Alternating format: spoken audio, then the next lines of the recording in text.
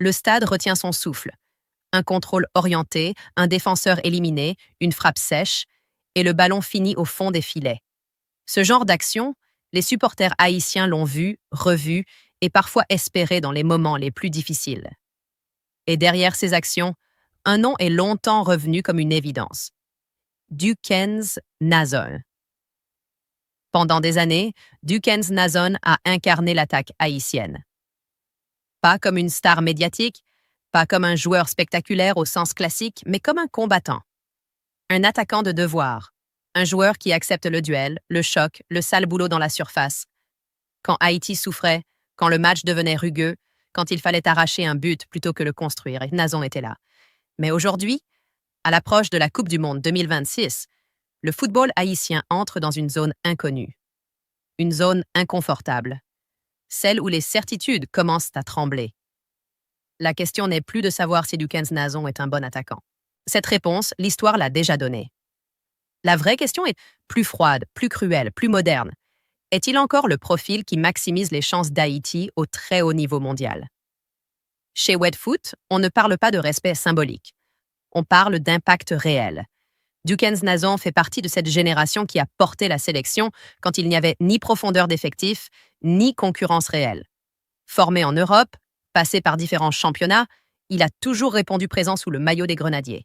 Des buts importants, des matchs âpres, une présence constante dans le combat. Son profil est clair, jeu de haut but, capacité à encaisser les chocs, pressing d'intention, mental solide. Un attaquant que les défenseurs n'aiment pas affronter, mais qu'ils savent lire avec le temps. Et c'est là que le football moderne commence à poser problème. La Coupe du Monde 2026 change complètement les règles du jeu. Elle impose un autre tempo, une autre exigence, une autre lecture des profils offensifs.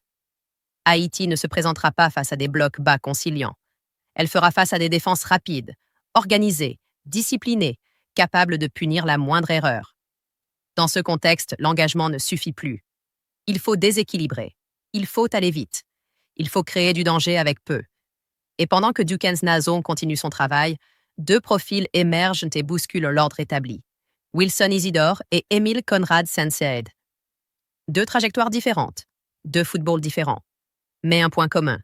Ils incarnent une modernité offensive que Haïti n'a presque jamais eue. Wilson Isidore représente un attaquant mobile, formé à des standards élevés, habitué à jouer dans l'intensité et la pression. Un joueur capable d'attaquer la profondeur, de décrocher, de combiner, de presser de manière structurée. Ce n'est pas un attaquant d'attente, c'est un attaquant de mouvement. Dans un match international, ce type de profil est précieux parce qu'il force les défenses à sortir, parce qu'il crée des espaces précoces pour les milieux, parce qu'il oblige l'adversaire à défendre en reculant. Si Isidore arrive en sélection et répond présent immédiatement, la hiérarchie peut changer sans bruit, sans scandale, mais définitivement. Émile Conrad Senseid, lui, apporte autre chose. Un facteur chaos, un joueur vertical, explosif, imprévisible. Le genre de profil capable de transformer une demi-occasion en danger réel. Dans une Coupe du Monde, les opportunités sont rares. Très rares. Et quand elles arrivent, il faut quelqu'un capable de créer quelque chose à partir de presque rien. Senseid entre exactement dans cette catégorie. Face à des équipes comme le Brésil, la France ou l'Allemagne, Haïti n'aura pas le ballon pendant 70% du match. Elle devra frapper vite. Très vite.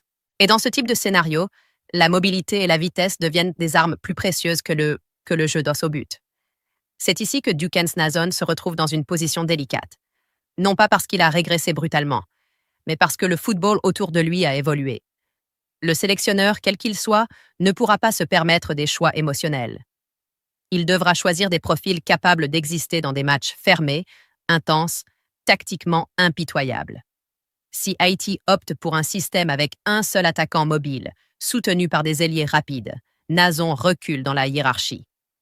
Si le pressing haut devient une priorité, Isidore passe devant. Si la profondeur est essentielle, Senseid devient indispensable. Dans ces scénarios, Dukens Nazon glisse vers un rôle secondaire. Le banc. Un mot lourd, surtout pour un joueur historique. Mais être sur le banc en Coupe du Monde n'est pas une condamnation. C'est parfois une mission. Entrer quand les défenses fatiguent, peser physiquement, gagner des duels, faire respirer l'équipe, provoquer une faute, un coup franc, un moment clé. Encore faut-il accepter ce rôle.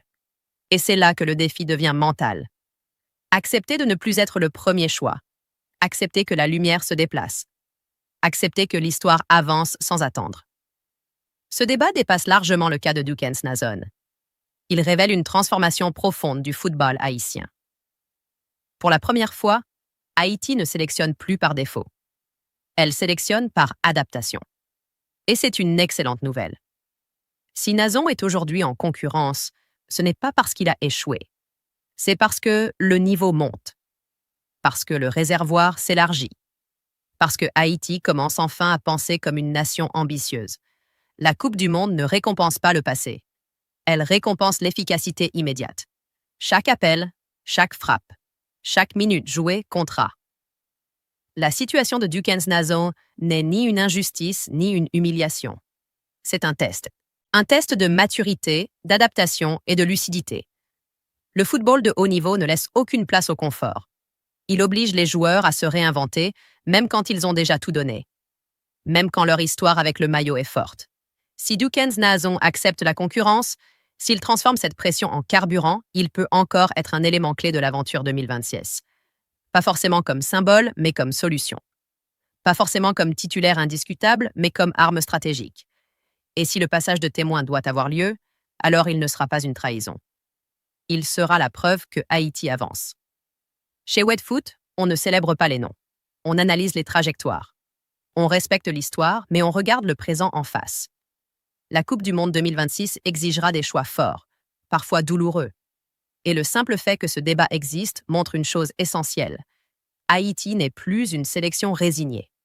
Elle est devenue une sélection exigeante. Et dans cette Haïti-là, personne n'est intouchable. Pas même ceux qui ont longtemps porté l'équipe à bout de bras.